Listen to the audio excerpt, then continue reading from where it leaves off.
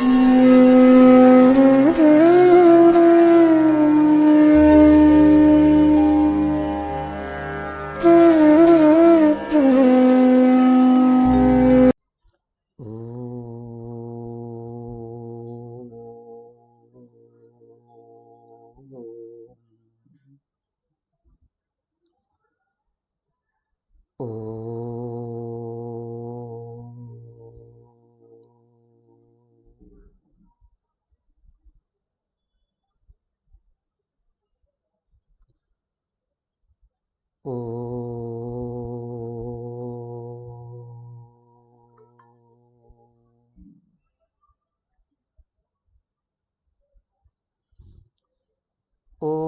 సహనావవతు సహనౌ భునక్తు సహ వీర్యం కరవావహై తేజస్వినావధీతమస్తు మా విద్విషావహై. ఓం శాంతి శాంతి శాంతి. ఓం గురుర్బ్రహ్మా గురుర్విష్ణుః గురుర్దేవో మహేశ్వరః గురురేవ పరం బ్రహ్మ తస్మై శ్రీ గురవే నమః.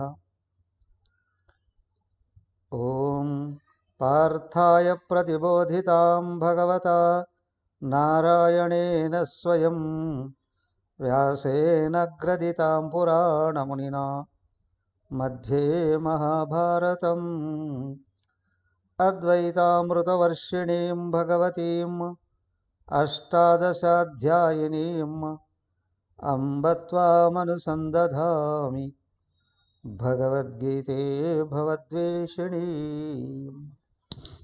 హరి ఓం. శ్రీమద్భగవద్గీత 6వ అధ్యాయం ధ్యానయోగం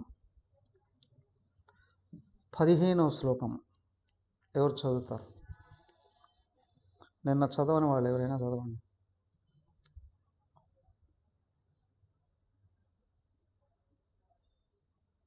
జి లక్ష్మి చదువుతావా?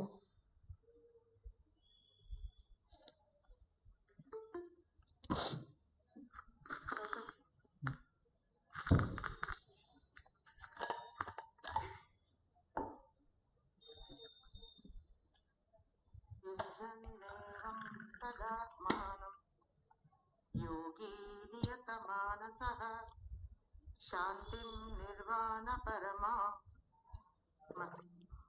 సంస్థామధిగచ్చతి.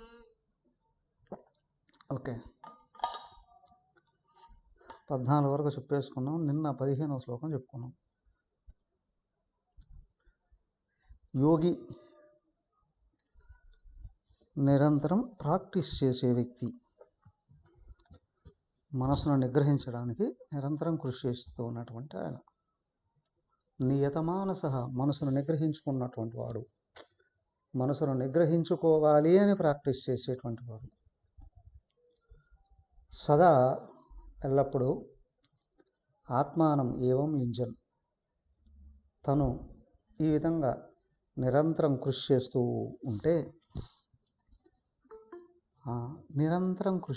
ఉంటే, నిర్వాణ పరమాం శాంతిం, పరమ నిర్వాణము అనబడే శాంతి స్వరూపమైనటువంటిది. నిర్వాణం ముందే చెప్పుకున్నాం, ముక్తి అని, పరమాత్మ స్థితి. అహంకార మరణం. ప్రతిరోజు నిద్ర పోతుంటాం, లయ. ప్రతి జన్మలో చనిపోతాం, మరణం. లోపల నేను దేహము అనే భావం ఉన్నంత వరకు మళ్ళీ మళ్ళీ జన్మలు వస్తూనే ఉంటాయి. నిద్రపోవడం మేలుకోవడం ఎంత సహజమో,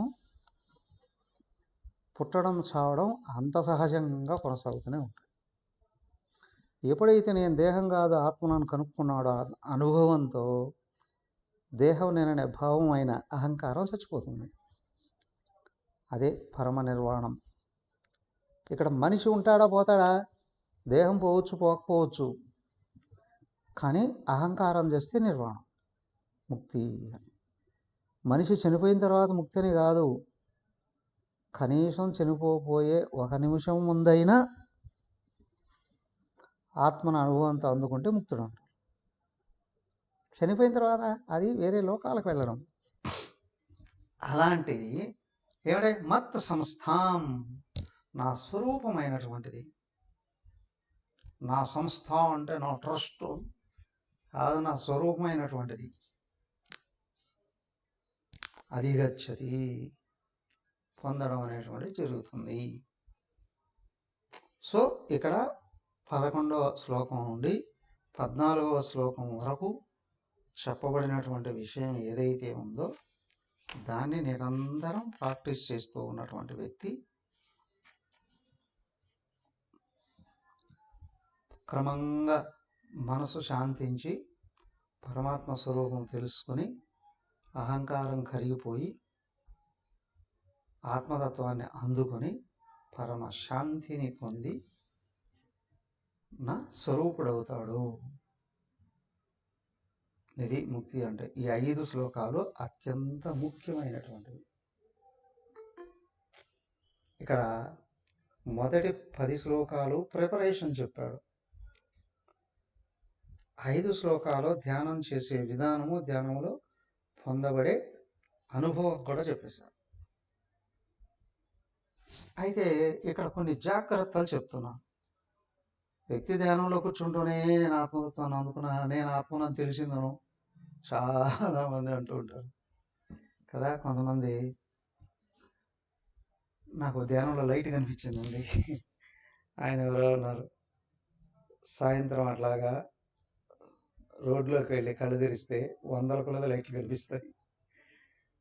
అవునా? అర్ధరాత్రి పూట ఇంటి నుండి బయటకు వెళ్ళి పైకి చూస్తే అవునా కోట్ల కొలది వెలుగులు కనిపిస్తాయి, నక్షత్రాలు కనిపిస్తాయి. ఏమయ్యా, నేను వెలుగును చూశాను కాబట్టి నేను ఆత్మను అందుకున్నాను, ముక్తుని అయ్యాను అంటే అది కుదరదండి. దానికి ఇక్కడ చెప్తున్నది ఏంటంటే, నా స్వరూపమైన ఆత్మ పొందితే, అర్థమైందా, పరమమైన శాంతిని అందుకుంటే ముక్తి అనేది అన్యంగా తెలుసుకోబడేది, పొందబడేది కాదు. తనను పరమాత్మగా గుర్తించడం, నేను దేహం అనే భావం సంపూర్ణంగా పోవడం, పైకి చూస్తే బ్రహ్మాండం అంతా నేనే అని అనుభవం రావడం,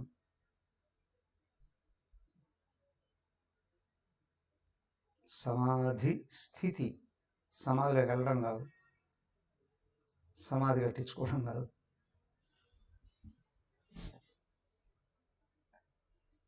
నేను వేరు, శరీరం వేరు. నేను వేరు, ఇంద్రియ మనోబుద్ధులు వేరు. నేను వేరు, ప్రాణాలు వేరు. నేను వేరు, నాకు తెలిసింది కూడా వేరు. అన్నిటినీ పక్కకు చూస్తే తనను ఆయనగా గుర్తించడం, దానికే దీన్ని రియలైజేషన్ అన్నారు. నిద్రలో కలగనేవాడు క్షణంగా మేల్కొంటే ఆ కళా ప్రపంచంలో ఉన్న సరళ జీవరాశులతో పాటు ఆ కళలో అక్కడ అనుభవాలు పొందుతున్న నేననేవాడు కూడా మాయమైపోతాడు. వాటికి అన్నిటికంటే అన్యమైన, వాటికి అన్నిటికీ అతీతమైనది. అంతేకాదు ఆ కళలో కనిపించినంత నిజం కాదు అని తెలుసుకునేవాడు ఒక్కడే పైకి లేస్తాడు. అలాగే ఉన్నది ఒకడే భగవంతుడు. ప్రపంచం అంతా నేను కలగనేటప్పుడు కలలాగా కనిపించింది, కళ నుండి మేల్కొంటేనే ఏమీ లేదు. కళలోకి వెళ్ళబోయే ముందు నేను ఒక్కడినే, కళ నుండి మేల్కొన్న తర్వాత నేను ఒక్కడినే. ఆ మధ్యలో కనిపించిందే, ముందు లేదు వెనక లేదు, అందుకే కళ. అలాగే ఆత్మను అందుకున్న తర్వాత అంతా భగవంతుడే, అదే నేను అనే అనుభవం పొందుతాడు. అనేకం లేదు, ఉన్నది ఒక్కడే. కళ అనేది కానీ లేకపోతే ముక్తి అనేది అర్థమయ్యేది కూడా కాదేమో. దానికే కళను భగవంతుడు తయారు చేసి చూపించాడు. ఇదిగో దీని ద్వారాగా ముక్తి అనే దాన్ని కూడా గుర్తించు. Okay, sure. అయితే ఏంటి అంటే అనేక రకాల భ్రమలు కలగడానికి అవకాశం ఉంది. ఒకటి, ఇది కావాలి అనుకుంటే చాలా రకాల జాగ్రత్తలు తీసుకోవాలి అనేది ముఖ్యం. దాంట్లో 16, 17 శ్లోకాలు అత్యంత ముఖ్యమైనటువంటివి. ఏమి చేయకూడదో 16వ శ్లోకంలో చెబుతూ, ఏం చెయ్యాలనో 17వ శ్లోకంలో చెప్తున్నాం. అత్యంత ముఖ్యమైనటువంటివి చూడండి.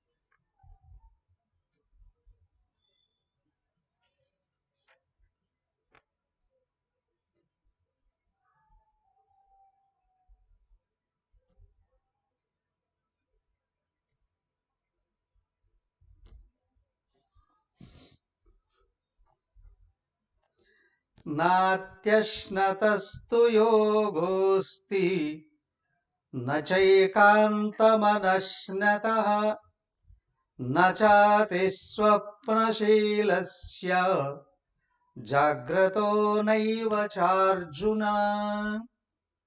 అత్యంత ముఖ్యమైన విషయం. భ్రమలన్నీ ఇందులోనే ఉంటాయి, బాగా గుర్తించాలి. చాలా జాగ్రత్త పడకపోతే వ్యక్తి నేను ఆత్మలోకి ఎదుగుతున్నాను అని అనాత్మలోకి ఎదిగిపోతాడు. హిరణ్యకశ్యపుడు కూడా వాళ్ళ తమ్ముడు హిరణ్యాక్షుడు చనిపోయినప్పుడు మరదలకి వేదాంతం అంతా బోధించాడు. కానీ మళ్ళీ వాడి దేహం శాశ్వతంగా ఉండాలి అని కోరుకున్నాడు.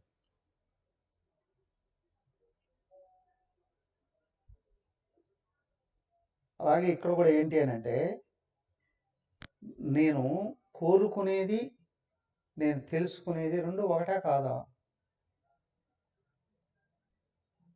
ఎప్పటికప్పుడు పరీక్షించుకోగలగాలి.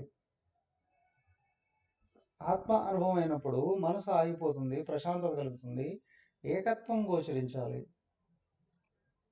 కానీ అజ్ఞానంలోకి వెళ్ళినప్పుడు ఏకత్వం గోచరించదు, భిన్నత్వం గోచరిస్తుంది.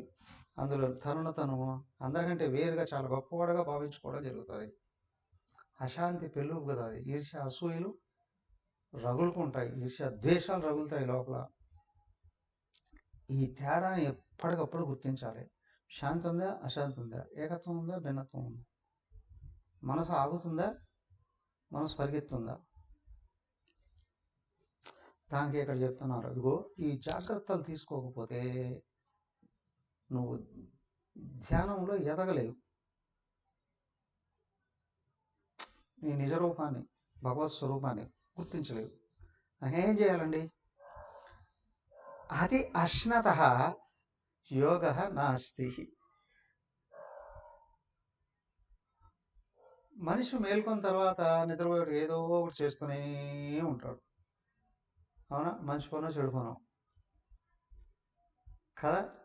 సత్ఫలాలు వచ్చేటివో దుష్ఫలాలు వచ్చేటివో, శాంతిని ఇచ్చేటో అశాంతిని ఇచ్చేటో, లేనివి సంపాదించేటివో ఉన్నటివి పోగొట్టుకునేటివో.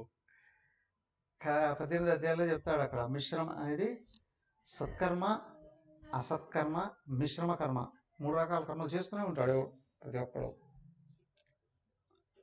కదా. కానీ ఇక్కడ ఏంటంటే, ఏ పని చేయని వాడు ఒక పని మాత్రం నిరంతరం చేస్తాడండి. ఏం పని అది?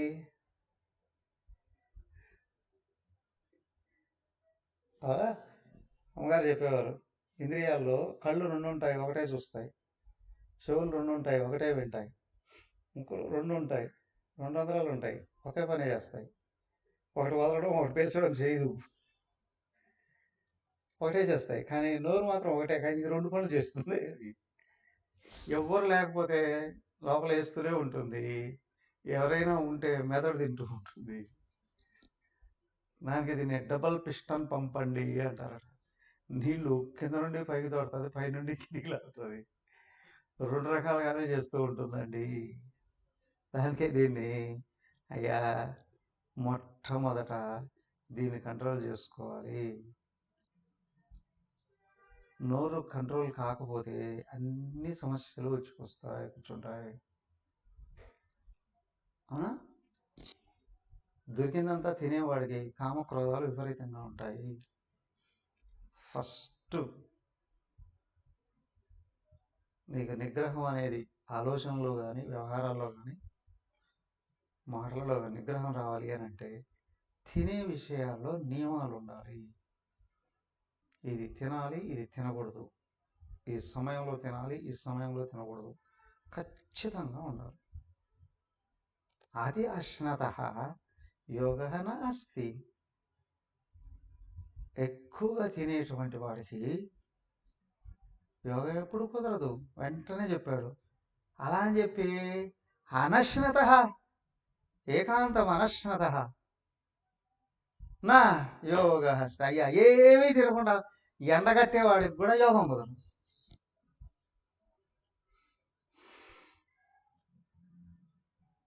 ఆదివారం ఆదిత్యుడికి, సోమవారం శివుడికి, మంగళవారం హనుమంతుడికి, బుధవారం విష్ణువుకి, గురువారం గురువుకి, శుక్రవారం అమ్మవారికి, శనివారం వెంకన్నకి ఉపవాసాలు ఉండేవాళ్ళకి యోగం ఎప్పుడూ కుదరదండి. ఏమీ చేయలేరు వాళ్ళు. అలా అని చెప్పి నిరంతరం తింటూ ఉండేటువంటి వాళ్ళకి కూడా యోగం కుదరదండి. యోగం కుదరదండి. ఈ తినే దాంట్లో అవసరమైన మితం భుక్త్వా హితం భుక్త్వా అన్నారు. అవసరమైనంత తిను, ఉత్తమమైనది తిను అని. ఉత్తమమైందంటే ఏమండి, మేము పేదవాళ్ళకి ఉత్తమమైనది ఏం తింటాం? ఇక్కడ ఉత్తమమైనది అంటే మొట్టమొదట దుష్ట సంపాదన కానటువంటిది ఒకటి. 2 కలుషితం కాని ఆహారం. అదే అక్కడ చెప్తాడు. కుళ్ళిపోయింది, పాచిపోయింది, మిగిలిపోయింది, తగిలిపోయింది, ఎంగిలింది. అవునా? అశుచి అయిన ఆహారం. అంతేకాదు ఇంకొకటి కూడా జాగ్రత్త. కొంతమందికి ఇంట్లో చేసిన ఆహారాలు ఇష్టం ఉండవు. కొంతమందికి ఇంట్లో అయితేనే తింటారు. ఇంట్లో ఇష్టం ఉండదు. బయటకు వెళ్ళిపోయి ఆ రోడ్డు పక్కన పొయ్యి పెట్టి అప్పుడప్పుడు వేడివేడిగా వేస్తుంటే చాలా బాగుంటాయండి. అవునవును, చాలా టేస్ట్. ఎందుకు అటు ఇటు వాహనాలు తిరిగే కొద్ది ఆ దుమ్ము అంతా ఉంది కదా, మలమూత్ర సహితమైనటువంటి అదుము. ఏమంటే రోడ్లు మలమూత్రాలు ఎవరు వేస్తారండి? మనుషులు వేయరు, మిగతావన్నీ వేస్తాయిగా. అలా కాదా? మిగతా జీవరాశులన్నీ ఎక్కడ వేస్తాయి? బాత్రూమ్కి వెళ్తాయా? సో కాబట్టి ఇక్కడ ఏంటి అని అంటే అశుచి అయిన ఆహారము, దుష్ట సంపాదనతో కూడింది, దుష్ట భావాలతో నిండి ఉన్నది, తినకూడదు. ముఖ్యం. దానికి ఇంకోటి ఏమన్నారు? కష్టపడి నిజాయితీగా సంపాదించింది తినాలి. తేరకొచ్చింది కదా అని ఏది పడితే తినకూడదు. అవునా? అంతేకాదు ముఖ్యమైనది ఆహారం పొలం నుండి మనిషి నోట్లోకి వచ్చేటప్పటికి ఎంతమంది చేతులు తగిలి ఉంటుందో వాళ్ళ సంస్కారాలన్నీ అంటుకుంటాయండి దానికి. అమ్మో భయంకరం.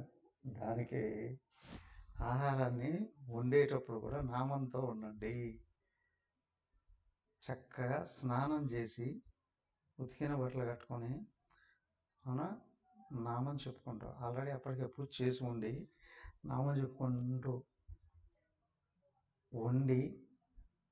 వండిన తర్వాత దేవుడికి నివేదించి ఆ నివేదన తీసుకొని వచ్చి ఆహారంలో కలిపి దాన్ని కూడా మనం వడ్డించుకున్న తర్వాత బ్రహ్మార్పణం గాయత్రి ఆపోషణ చేసి తినబడిన ఆహారం ఉందే అన్ని రకాల దుష్టత్వాల నుండి బయటపడిపోతుంది, ప్రసాదంగా మారుతుంది, దానివల్ల శాంతి కలుగుతుంది. ఇందులో ఎన్ని నియమాలు చేతనైతే అన్ని నియమాలనే పాటించగలగాలి. నిజంగా ముక్తి కావాలనుకున్నవాడు, శాంతి కావాలనుకున్నవాడు అన్నీ పాటించాలి. నిజాయితీగా సంపాదించింది శుభ్రంగా ఉంటుంది. వండిన తర్వాత కూడా కొంతమంది వండిన తర్వాత అన్నీ తీసి అక్కడ పెట్టేస్తారు, ఏ దాని మీద మూతలు ఉండవు. అవునా? ఎక్కడెక్కడ నుంచో వస్తాయి రెక్కలు కట్టుకొని కొన్ని జీవరాశులు. కోర్స్ ఈగలు దోమలు ఎక్కడ వెళ్తాయి, అవి ఏది అడ్డొస్తే దాని మీద వెళ్తాయి. శుచి అయిన దానికంటే మురికైన దాని మీద ఎక్కువ వెళ్తాయి. అక్కడి నుంచి నేరుగా వచ్చి ఆహారం మీద వెళ్తాయి. నేరుగా ఆహారం మీద వెళ్తాయి. సో అశుచి అయిపోదు, అన్ని రకాల రోగాలకి హేతు అవుతుంది. శారీరక రోగాలు, మానసిక రోగాలు అన్నీ తీసుకొచ్చి పెడతాయి.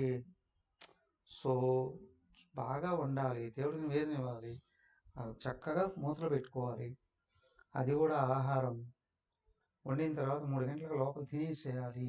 3-4 గంటలు దాటితే రోగం ఆహారంలో కూడా జీవం ఉంటుంది, చచ్చిపోతుంది. నీకు మంచి కంటే చెడు ఎక్కువ చేస్తుంది.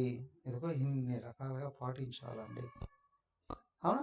చివరికి ఏం చెప్పేస్తారు, యోగశాస్త్రంలో చెప్పారు, మితం భుక్త్వా హితం భుక్త్వా. అవసరమైనంత తినాలి. అవునా? నిజాయితీతో కూడింది తినాలి. అవసరమైనంత తినాలి. చాలా క్వాలిటీ ఫుడ్ ఉండే మా ఇంట్లో ఉంటుంది, అందుకే ముక్కల దాకా మెక్కేస్తా. ఏం పని చేస్తావు దానికి అంటారు. కొంతమంది దీన్ని నింపుకుంటారు కాబట్టి దీన్ని ఖాళీగా ఉంచుకుంటారు. కొంతమంది దీన్ని నింపేస్తారు, ఇది ఎప్పుడు ఖాళీగానే ఉంటుంది.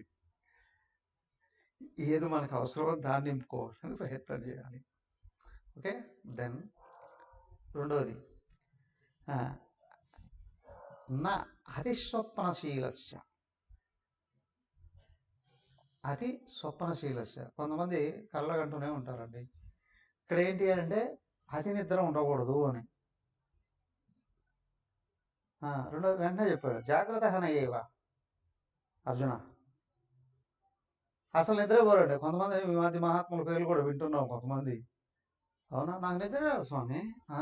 ఏదో రోగం ఏంటో చూపించుకోకుండా మనసు అలజడి పెరిగే కొద్దీ నిద్ర రాదు.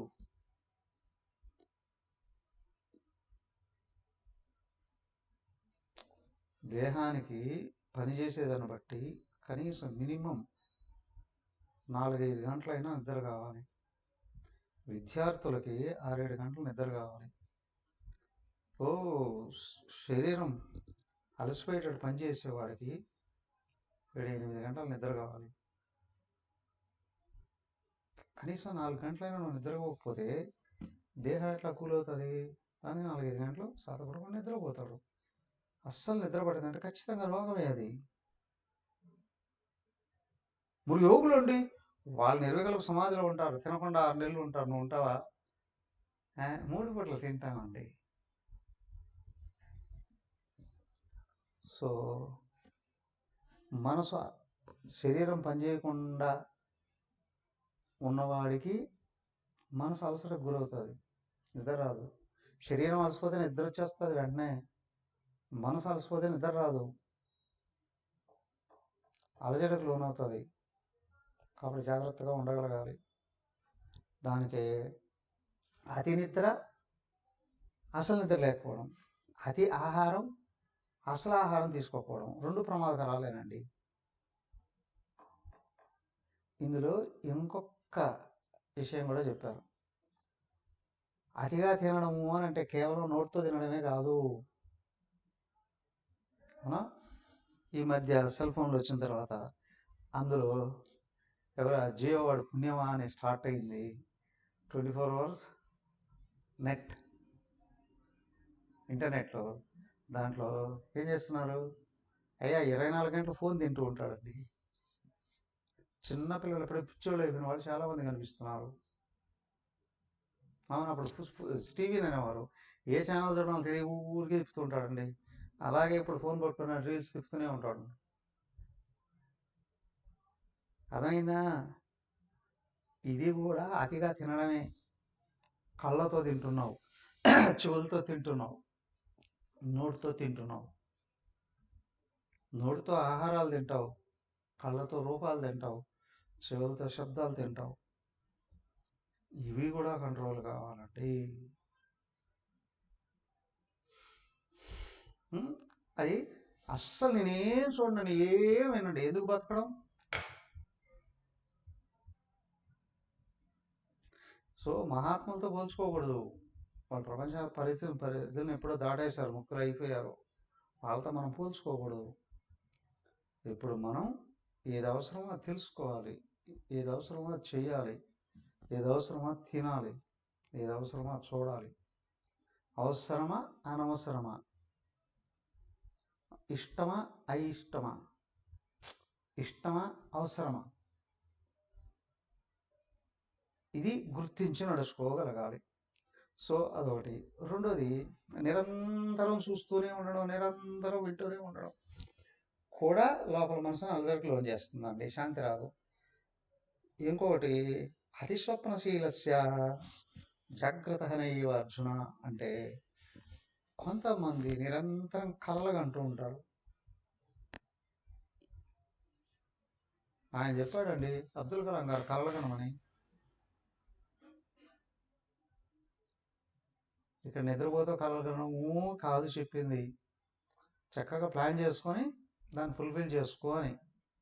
ప్రణాళిక, సంకల్పము, ఆశయము, అనుసరణ. కానీ ఇక్కడ ఇంకోటి గుర్తుంచుకోవాల్సింది ఏంటంటే, మేల్కొనే కలలుగంటూ ఉంటారు కొంతమంది.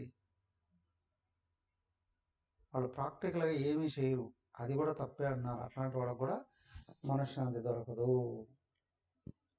ప్లాన్ చేసుకోవాలి, జాగ్రత్తగా అనుసరించాలి, ఎంత కష్టమైనా తెలుసుకొని, పెద్దల సలహాలు తీసుకొని, మహాత్ముల ఆశీర్వాదాలతో సరైన వ్యక్తుల్ని ఇన్స్పిరేషన్గా తీసుకొని వెళుతూ ఉండాలి.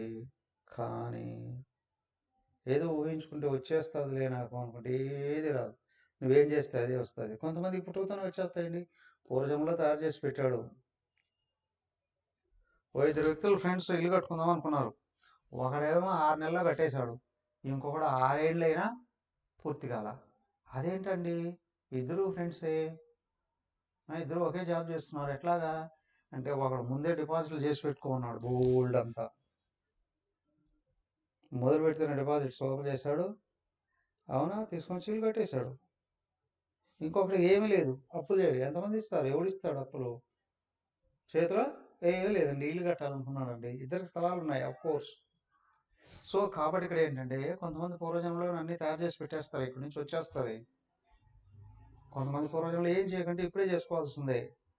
కాబట్టి అర్థం చేసుకోవాల్సింది ఏంటి అంటే, నువ్వేం చేస్తే అదే నీకు వస్తుంది. అయ్యా, నువ్వు చేసింది ఏదైనా అది నీకు వస్తుంది, మంచి అయినా చెడైనా. ఇక్కడ భయపడకు, ఎన్ని జన్మలకైనా నీది నీకే వస్తుంది. నీది నీకు రాకుండా ఎవడు అడ్డుపడలేడు. సో నువ్వేం చేస్తే అదే వస్తుంది, కాబట్టి చేసుకోవడానికి ప్రయత్నం చేయి. సో కాబట్టి ఇక్కడ ఏంటి అంటే, కళ్ళగంటూ జీవితాన్ని, సమయాన్ని వేస్ట్ చేసుకోకు.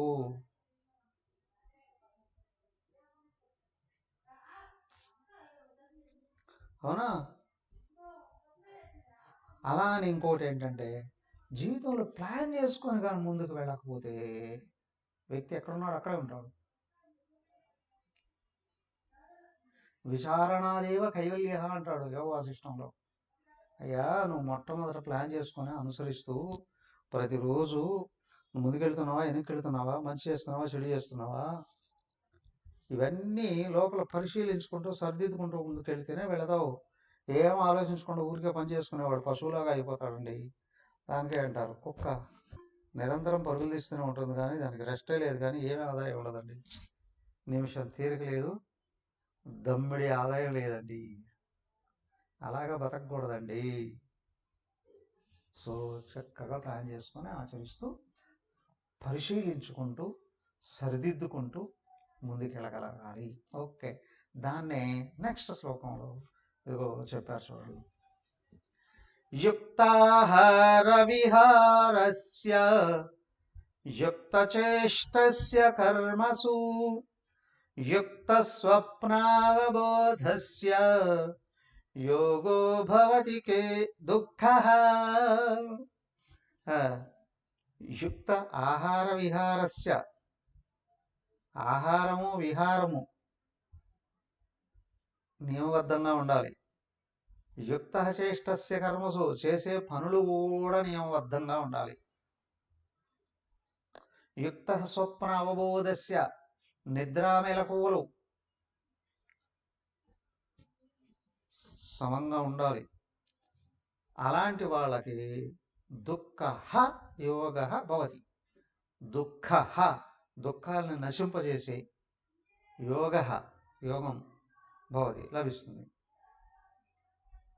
ఇది ముఖ్యమైనటువంటిది.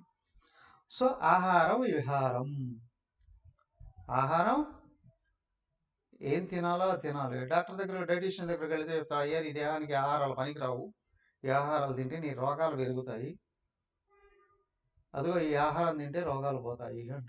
వినాలి. అలా ఏది పడితే అది తినడం కాదు, అవసరమైంది తినకపోవడము కాదు. అలాగే ఆహారం అని అంటే ముందే చెప్పుకున్నాం కదా, అన్ని ఇంద్రియాలతో ఏమేం చేస్తున్నావు, ఏం చూస్తున్నావు, ఏం వింటున్నావు, ఏం తింటున్నావు, ముఖ్యమైనటువంటిది. చూడకూడదు చూస్తే, చేయకూడదు చేయాలనిపిస్తుంది, వినకూడదు వింటే, మాట్లాడకూడదు మాట్లాడేస్తాడు. దానికి కళ్ళు వీడియో రికార్డర్, చెవులు ఆడియో రికార్డర్. ఏవైతే రికార్డ్ అవుతున్నాయో చెవితో వినింది నోటితో మాట్లాడేస్తావు, కళ్ళతో చూసింది చేతులతో చేసేస్తావు. కాబట్టి అక్కడ జాగ్రత్త వహించాలండి.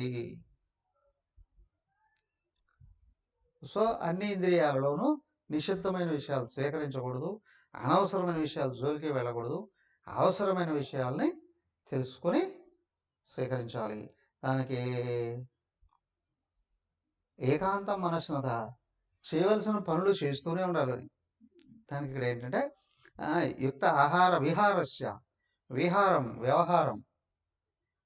విహారం ఎక్కడికి వెళుతున్నావు, ఏ ఏ ప్రదేశాలకు వెళుతున్నావు, ఎవరెవరిని కలుస్తున్నావు, ఏవేవి తిరుగుతున్నావు, అవి కూడా విహారం.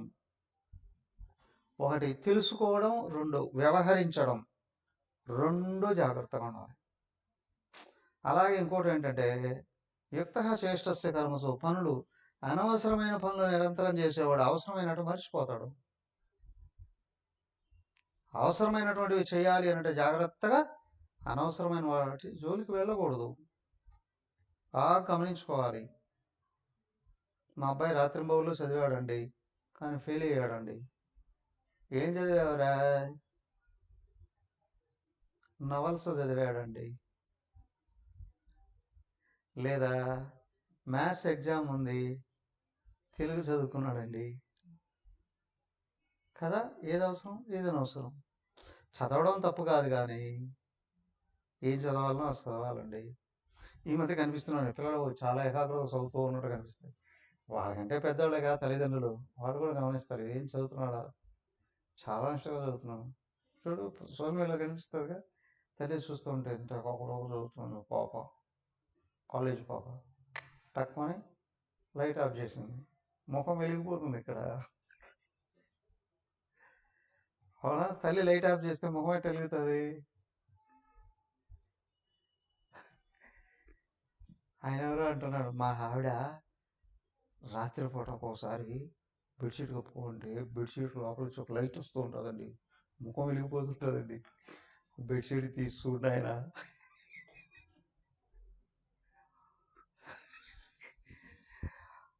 అమ్మగారు ఎవరితో చాటింగ్ చేస్తున్నారు, ఏం చూస్తున్నారు కదా. ఫోన్, పుస్తకంలో ఫోన్ పెట్టుకున్నాం, బెడ్షీట్ కింద ఫోన్ పెట్టుకున్నాం, ముఖం వెలుగుతుంటుంది. ఈ వెలుగు ఓ దేవుడికి సంబంధించినటువంటి వెలుగు అని అనుకుంటే ఏమైపోతావు. సో కాబట్టి ఇక్కడ ఏంటి అంటే ఏం తెలుసుకుంటున్నాం, ఏం చేస్తూ ఉన్నాం, అత్యంత ముఖ్యమైనటువంటిదండి. సో కాబట్టి ఇక్కడ ఏంటి అని అంటే అవసరమైన వాటికి తెలుసుకోవాలి, అనవసరమైన వాటిని దూరంగా పెట్టాలి, అవసరమైన పనులు చేయాలి, మంచివే అయినప్పుడు కూడా నీకు అవసరం లేనట్టు పక్కన పెట్టాలి. దెన్ యుక్త స్వప్న అవబోధిస్త, నిద్ర మెలకువలు కూడా జాగ్రత్తగా ఉండాలి. అవసరమైనంత నిద్రపోవాలి.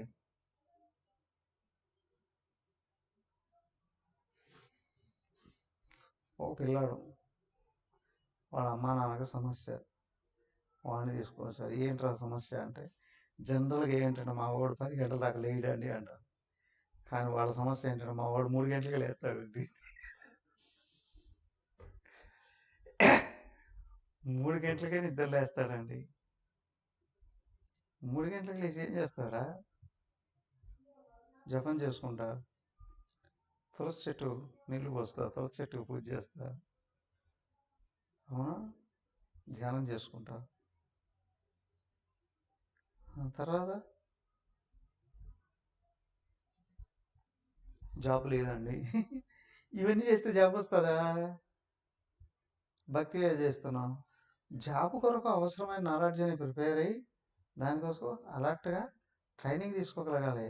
ఏమండి ఈ విధంగా పూజలు, పారాయణలు, ధ్యానాలు చేస్తే అది వస్తుందా? ఊరికి ఇవి చేస్తే అది ఎట్లా వస్తుంది? పైగా జాబ్ వచ్చిందండి, వచ్చిన తర్వాత 3 గంటలకు లేస్తే నువ్వు వెళ్ళావు అంటే 7 8 ఆఫీస్కి వెళ్ళిపోయి రాత్రి 7 8 దాకా 10 గంటల దాకా పని ఎట్లా చేయగలవు? నువ్వు చేసేది చెడు కాదురా బాబు, సన్యాసాలు చేసింది నువ్వు చేస్తున్నావు. కానీ నువ్వు జాబ్లో బాగా వర్క్ చేయాలి అని అంటే, మంచి పేరు తెచ్చుకోవాలి అని అంటే, ఇంకా ఇంకా పైకి పోవాలి అని అంటే హాయిగా 5 గంటల దాకా నిద్ర, ఇంకా 2 గంటలు నిద్రపో. లేదా నువ్వు 6 గంటల వరకు నిద్రపోయినా తర్వాత లే 1 గంట 2 గంటలు నీకు జాబ్కి వెళ్ళబోయే ముందు 2 గంటల టైం ఉండేటట్టు చూసుకో. స్నానం చేయి, ధ్యానం చేసుకో, పుస్తకాలు చదువు, పారాయణం కూడా చేయి, పని చేసుకుంటూ వెళ్ళు. కానీ నీకు పని చేస్తూ ఉన్నంత వరకు ఎనర్జీ తగ్గకూడదు.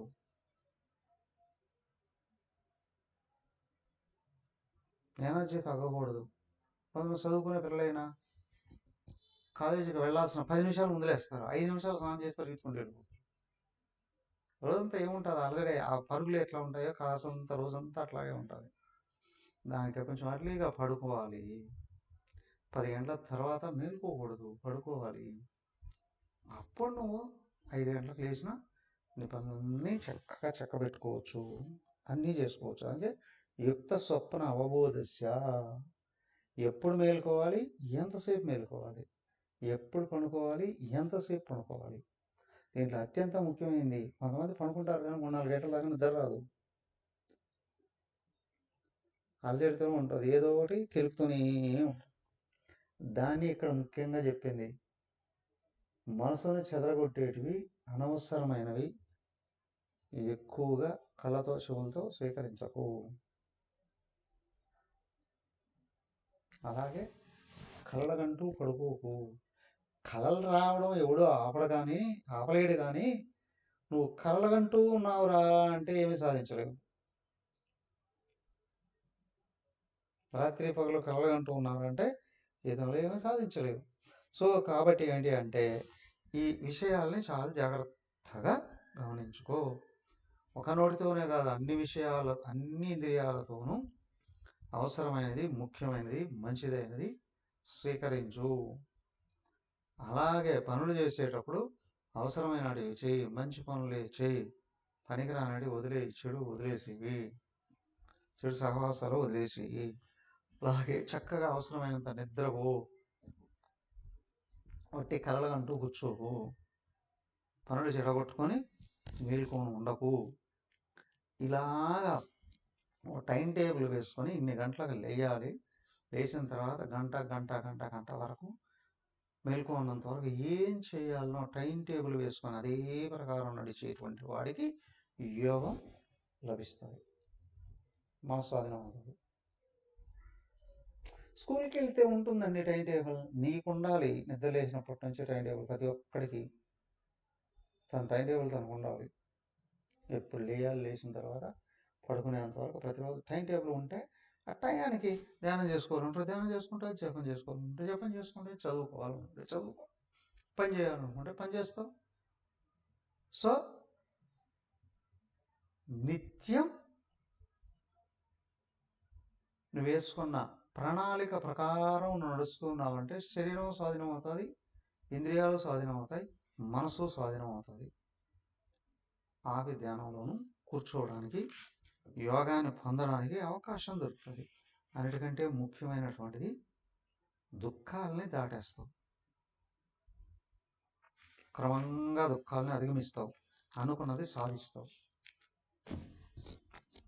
ఇహమైనా పరమైనా. అవునా? ఇలాగ చేస్తున్నాడు. మనసును ఆపే శక్తి వస్తుంది. ఎలా? శ్లోకం చదివిస్తలేదు. యదా వినియతం చిత్తం ఆత్మన్యేవావతిష్ఠతే నిస్పృహ సర్వకామేభ్యః యుక్త యుక్త ఇత్యుచ్యతే తదా. ఈ విధంగా ప్రాక్టీస్ చేస్తూ మనసు నియమించబడుతుంది అంటే ఆలోచనలు తగ్గుతూ ఉన్నాయి, దుఃఖాలు తగ్గిపోతున్నాయి, చేయాలి అనుకున్నది చేస్తూ ఉన్నావు, చేయగలిగేది చేస్తూ ఉన్నావు, అనుకున్నది సాధించగలుగుతున్నావు, మనసును ఆపే శక్తి కూడా వస్తుంది. అప్పుడు నువ్వు ధ్యానంలోకి వచ్చుంటే యదా వినియతం చిత్తం, నిగ్రహించబడిన చిత్తం ఆత్మని ఏవ అవతిష్టరే, ఆత్మలో నిలబెట్టగలిగితే, సర్వకామేభ్య నిస్పృహ, నువ్వు ధ్యానంలో కూర్చున్నంతవరకు ఏ కోరిక కలగకూడదు, ఏ విషయాలు గుర్తురాకూడదు, అన్ని ఆలోచనలు కూడా ఆపాలి. యుక్త ఇది ఉచ్యతే. అలాగా నువ్వు అన్నీ ఆపగలిగినప్పుడు కోరికలు కానీ, ఆలోచనలు కానీ, పనులు కానీ ఏవి నిన్ను డిస్టర్బ్ చేయకుండా నువ్వు అన్నీ ఆపగలిగితే యుక్త ఇది ఉచ్యతే, నీకు నిగ్రహం కలిగింది అని అంటారు. అప్పుడు ధ్యాన స్థితి లభిస్తుంది. ఎలా అండి? అది రేపు చూద్దాం. మరియు ఓం సర్వే భవంతు సుఖినః, సర్వే సంతు నిరామయాః, సర్వే భద్రాణి పశ్యంతు, మా కశ్చిద్ దుఃఖభాగ్ భవేత్. ఓం శాంతి శాంతి శాంతి. హరి ఓం. శ్రీ గురుభ్యో నమః. హరి ఓం.